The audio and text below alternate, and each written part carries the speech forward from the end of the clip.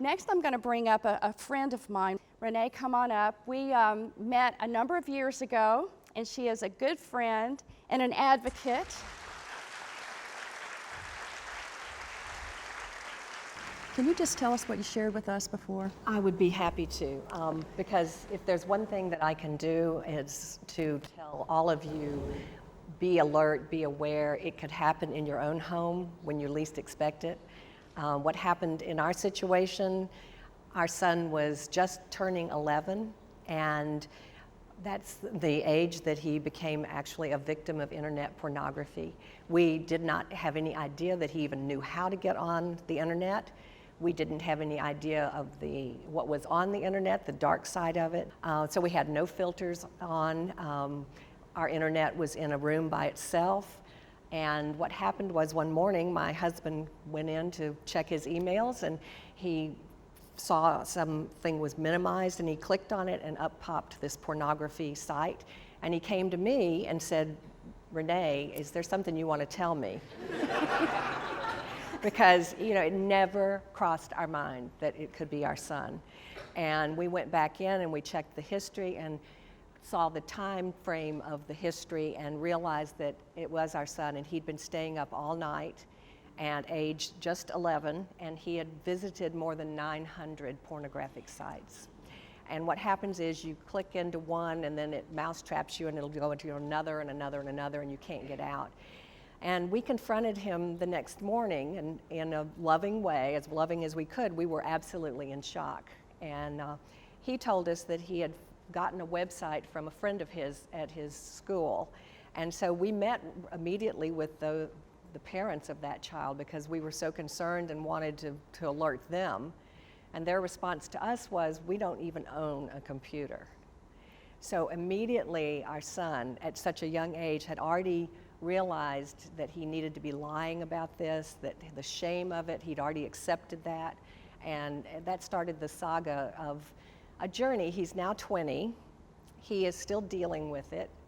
We've tried counseling. We've tried every different source we could think of. We didn't realize until I met Donna that there were things like Enough is Enough out there to help parents who are going through this. And it's something that you really have trouble talking to your friends about because of that shame issue and that blaming yourself issue. Why didn't we do this, that, or the other? Pornography is very addicting. At a young age, they don't know that it's a problem. They don't know what's going to be the ramifications of it in the future.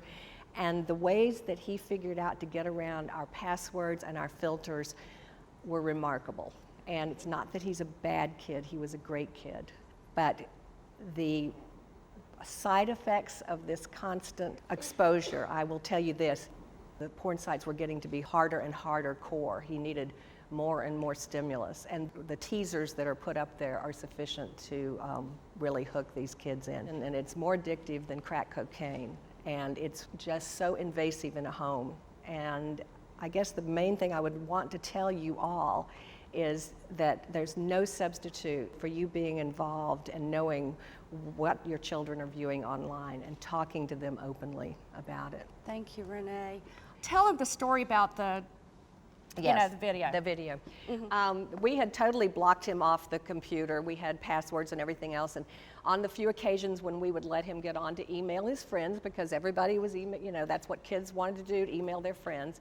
And he came to me one day and said, "Would you get me on? I just want to send a quick email." And I said, "Okay, go out of the room." Had him go outside the room. I typed in the password. He came in. I stood there. He sent the email. I closed him out, the whole thing.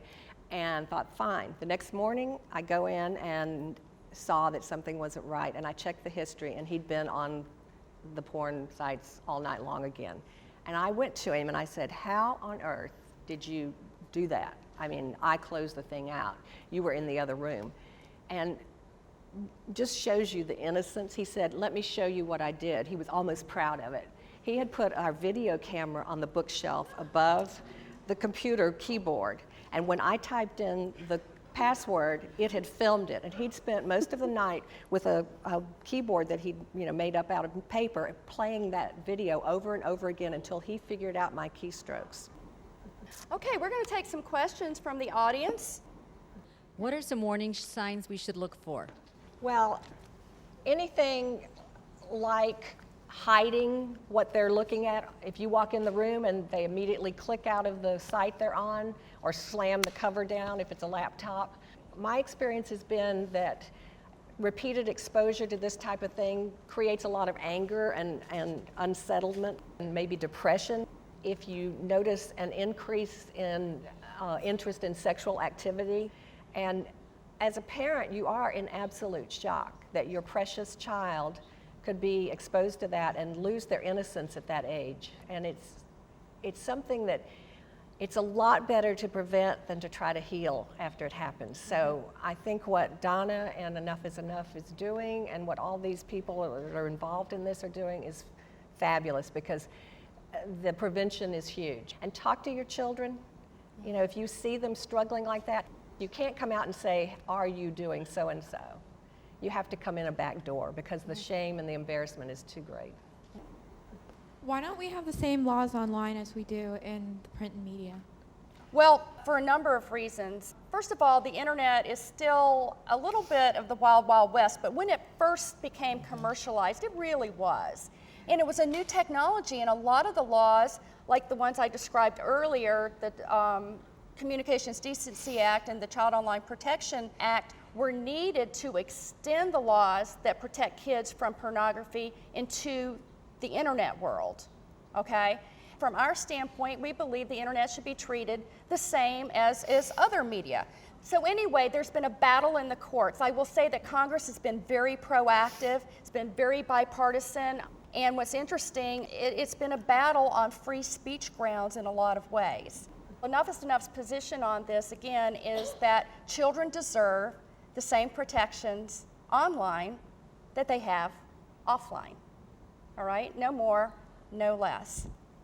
Well, and one of the things the courts are saying is that, well, the parents should be doing that job. And what I'm telling you is, as hard as we can try, we can't always do it because it is so pervasive. Children can just be surfing the web and those pop-ups come up and everything else, and they get mouse-trapped in, so we do need help.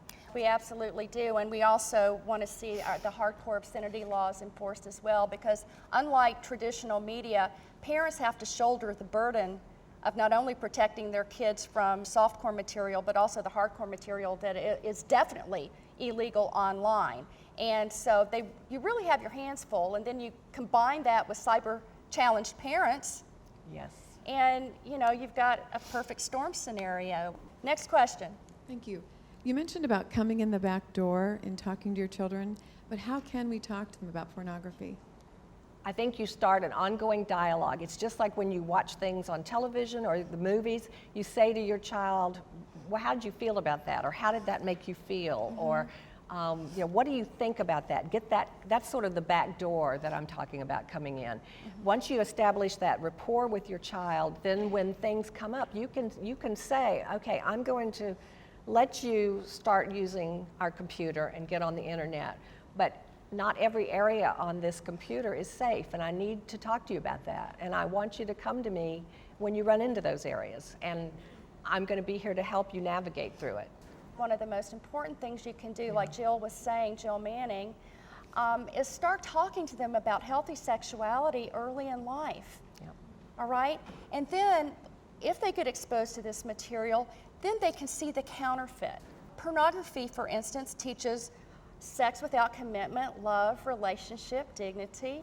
You say, well, what have mom and dad taught you about this? It's about love, it's about commitment, it's about taking care of one another and these kinds of things, so that they can recognize counterfeit messages in the culture, not just in pornography, but in other parts of the culture as well. Is our children's innocence worth fighting for? Yes. Yes. Renee did a great job, didn't she? Thank you, Renee. Thank you. Thank you so much. Bless you.